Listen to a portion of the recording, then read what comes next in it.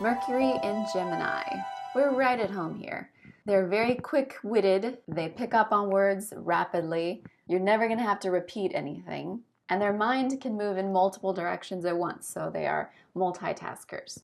They also could be considered the ultimate Jeopardy contestant because their brain likes to store all sorts of things. They know a little bit about everything because they find information so interesting.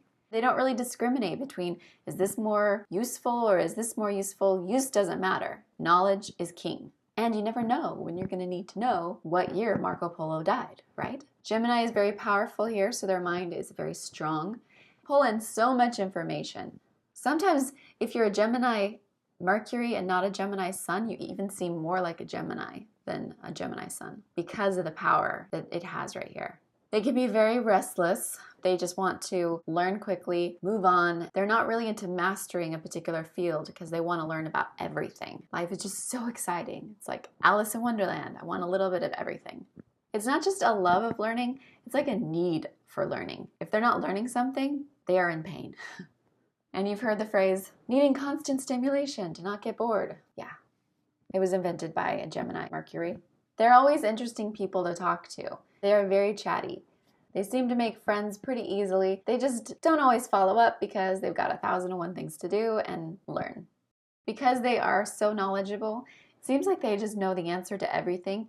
And even if they don't know the answer, they're just going to make it up because they'll connect two pieces of information that sound kind of close and read between the lines. They're usually very open-minded and changing their belief systems. Like a belief system isn't actually a very strong concept for them because it's more just about learning. Like it's not about judging that information. It's just about let's just see what's out there, exploring information. This is why they often don't get stuck in mental ruts because they're more than willing to just be like reinventing themselves. They can help other people get out of mental ruts because they're just so kind of wide-eyed. On the downside, they can play people. You know, they want to learn, so it's like they don't always have empathy for the experiments that they're performing in their mind. They're like, oh, if I say this, what happens? If I say this, what happens? So they're also fibbers when they're young, especially. But it's usually not to get something, it's just to see what happens. The mental games excite them. Communication, dialogue, it's like fishing, and they're just out there to catch something. They don't even know what they're there to find. If it's a tire, that's cool, you know? They're often really all ears when you have something to say, especially if it's interesting to them.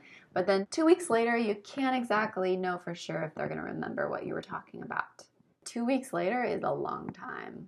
When I think of a Gemini Mercury, I think of the character Bridget Jones. It doesn't even matter if she's talking to somebody. Like she's just entertaining herself with words. Very funny and quirky and just trying to figure life out.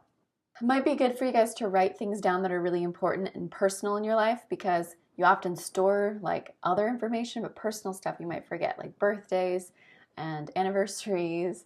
You have a very objective mind, meaning there's little judgment to information. You take it at face value, you just let it simmer without really deciding, do I like this or do I hate this? There's not a lot of judgment put to the idea. This is why any career that encourages logic is really great for you, like scientist, journalism, professor, analyst, writer, any career where you could talk to people or be witty like a comedian. Gemini Mercury, their voices are usually very playful. There's some kind of tongue-in-cheek nature to it. Like maybe what they're saying and what they're meaning are two different things and they're trying to see if you're picking up on that. Listen to the tone of the way they're saying things. Their voice is always kind of playing a little game.